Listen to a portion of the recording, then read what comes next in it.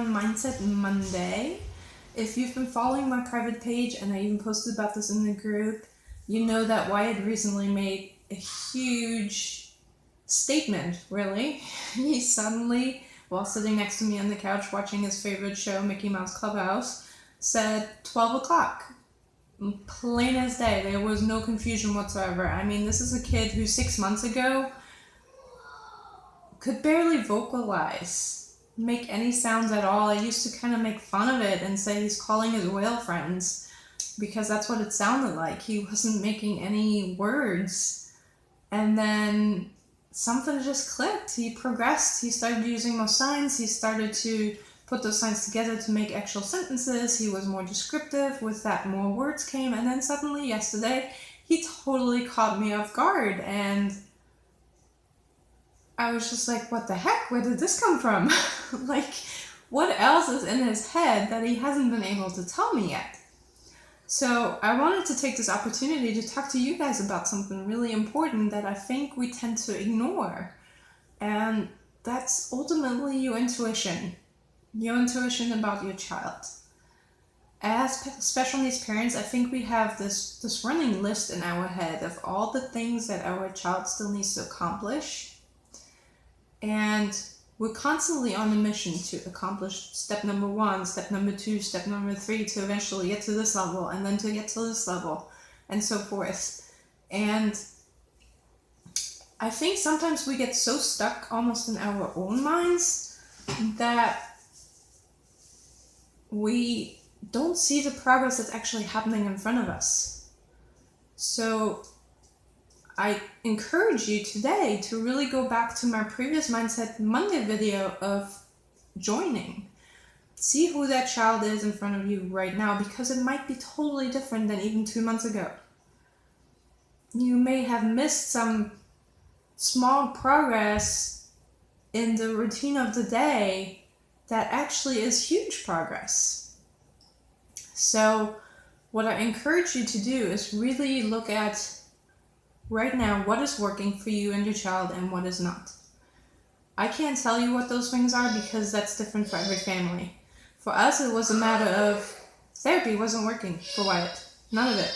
OT, PT, speech, none of it was working. He wasn't responding to it. And I knew that for the longest time, but I was so scared of the alternative. Therapy is the recommended treatment. You know, you stick it out, you do your time, and eventually you'll see a little bit of progress. And deep down I knew it wasn't working for him, but I didn't have the guts to say that. I didn't have the guts to stand up and say, screw this, we're not going anymore. I had to trust my instinct and know,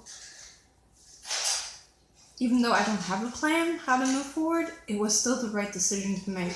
Because I had to trust myself and I had to trust my child. So I encourage you today to really think about what is working and what is not working, because I guarantee you 100% you already know those things. You may just be too afraid to acknowledge them, because acknowledging them will lead you to the inevitable of having to take action. So I encourage you to really be brave and look at where you are, what's working, what's not working, and what are you going to do about it. It's scary. I get it. It is so scary to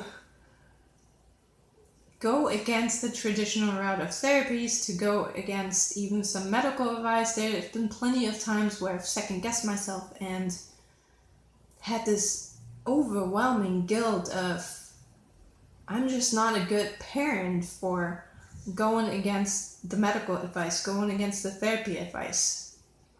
But in the end, it came down to, I'm the one who's living this life with my child. I know my child better than anyone else. So the only person that I'm responsible for is the two of us. So I had to trust my instinct. There was nothing else left. My intuition was the only thing I could hang on to because nothing else was working. There wasn't another option left. So even though saying no to all therapies in our case was this huge unknown of where do we go from here, I didn't have the answer. I didn't have a plan. I just quit. I quit going to all therapies, and by no means this is a recommendation for you. You have to decide what works for you and what doesn't. I'm just relaying our story. For us, it was therapy that wasn't working. And it was a courageous movement. It was scary. Probably the scariest thing I've done since he was born. But I had to just trust. I had to trust him. I had to trust myself. And I had to be brave enough to say what's working, what's not working. Because only when I made that distinction could I then figure out what steps do I need to take to capitalize on what's working, and what do I need to cut out that's just causing undue stress. So I encourage you this week to do exactly that. Figure out what is working and what is not working. And if you're really brave, please share it in the group, because I'm sure you're not the only one feeling this way. And I would love to get a conversation going on this. So be brave, let us know what's working, what's not working, and most importantly, what are you going to do about it? Talk to you in the group.